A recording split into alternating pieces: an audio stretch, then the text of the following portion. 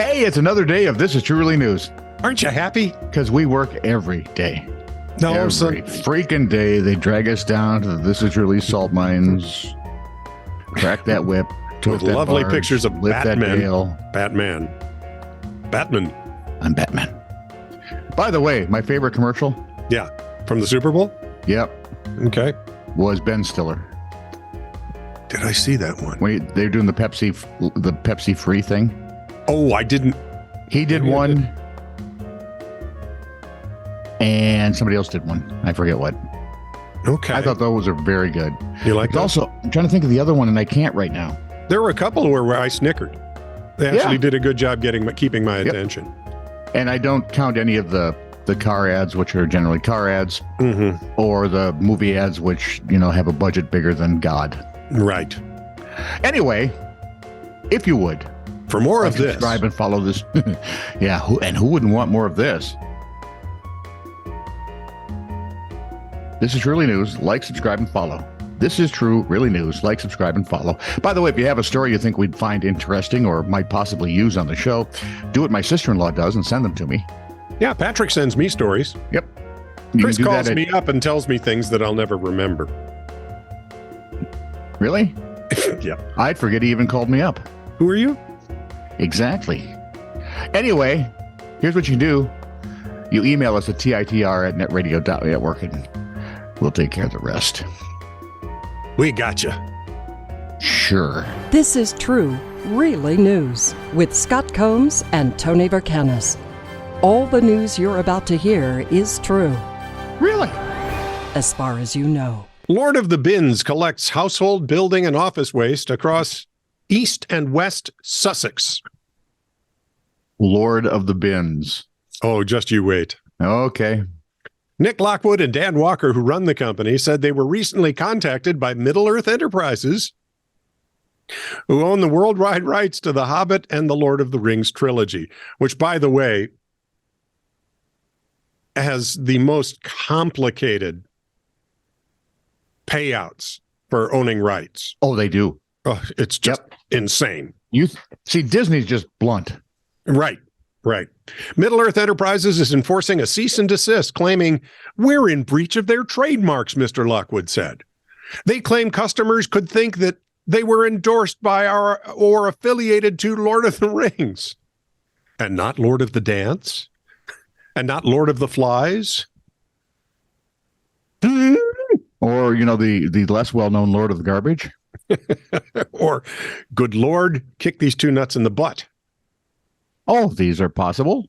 However, anyone in their right mind knows we're a completely separate and non-competitive business.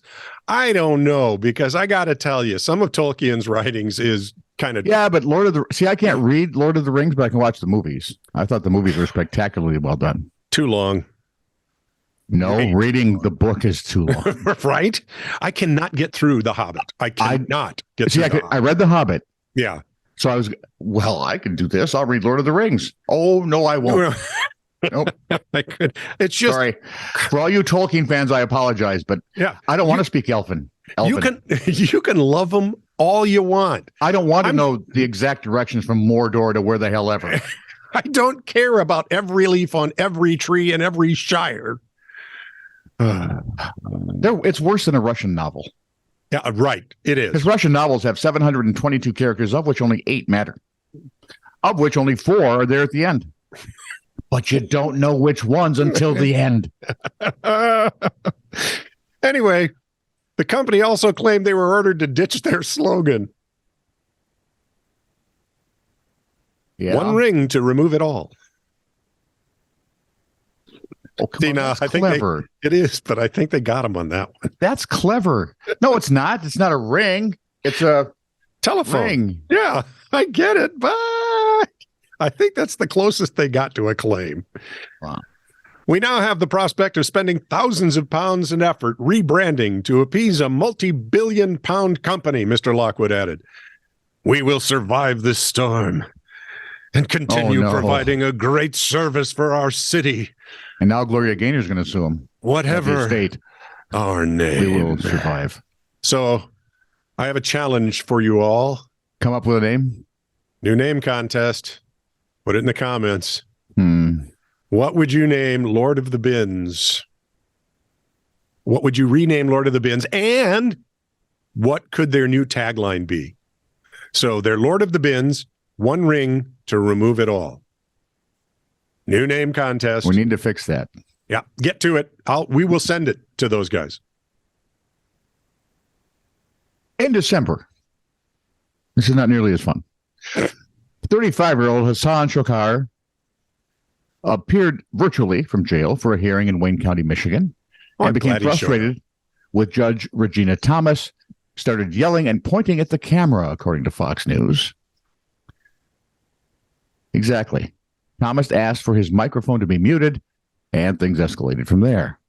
I want the record to reflect that now he has removed his pants to show the court his backside, the judge said. Yeah, and that's something you can't hear, so it doesn't matter. She added, I don't know why anyone would think it's appropriate to pull down one's trow and show the court they're behind during a court proceeding. Shakar's attorney agreed with the judge that a mental health evaluation would probably be a good thing. I am so tempted. Although he did claim that Shokar was just exercising his right to free speech. Here's my butt.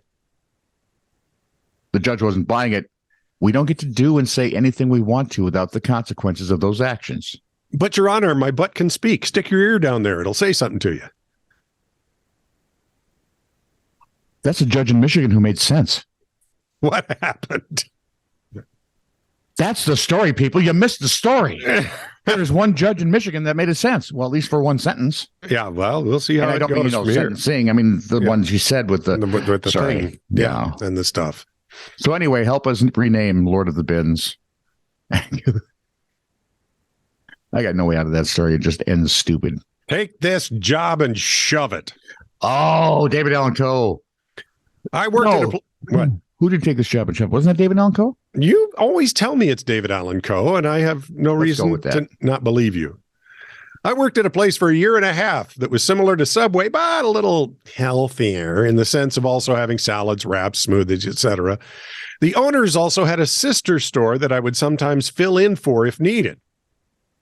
I found out their new hires were making $1 more than I was. So I went to the owners for a $1 raise, was told no, and got some story about things being tight right now.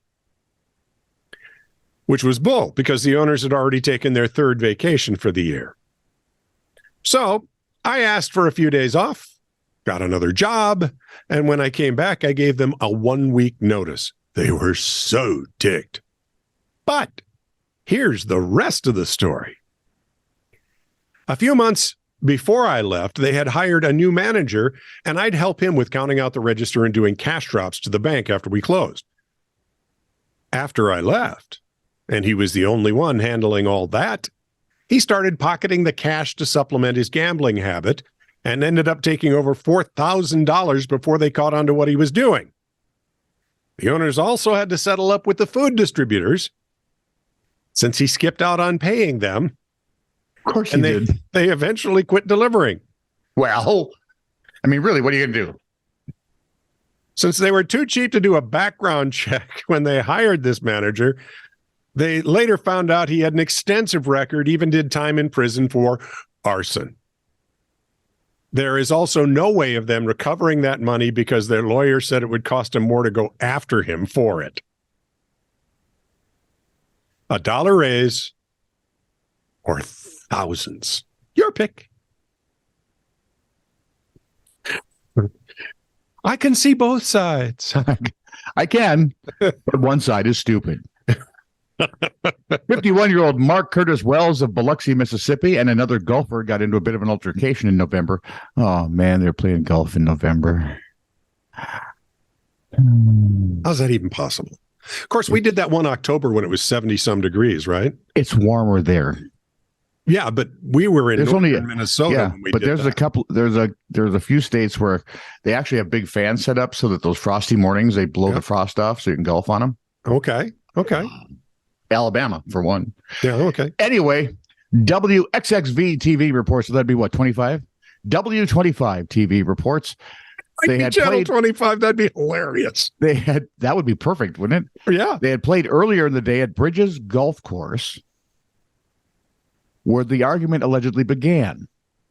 Police said when officers arrived at the casino, Hollywood Casino, where the incident took place, they found one of the men suffering a facial injury. His nose had been bitten off.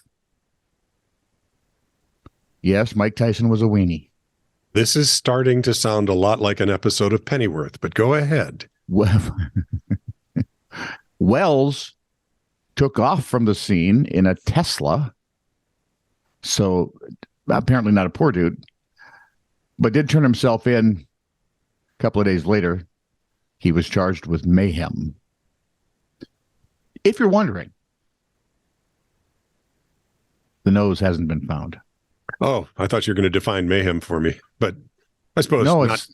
it's the guy on the commercials. Oh, that's I don't know right. what Mayhem I'm is. Mayhem. Yeah, I'm pretty much sure he was there, probably riding in the Tesla. Woohoo! Full contact golf. I like the one where he's the mascot and the head's him. Yes, that's It's just hilarious. I just thought that was inspired. For those of you around the world who haven't seen the ads, Yeah. screw you. It's the guy who, if you saw John Wick 1, it's the guy who's the assistant to the Russian. He's the second to last guy Wick kills in that movie. I haven't put those two together. Don't worry, free of charge. I'll go watch it again. I'm going to, because John Wick 4, It's coming out soon. 2 hours, 49 minutes from start to end of credits. Really? The first movie is an hour and 38 minutes. Start to end, hour 38. Oh, Second movie is just a hair under 2. yeah. Third movie Third is movie's a bit over 2. Fourth movie's going for 3. If there's a fifth, it should be 90 minutes. I'll be dead.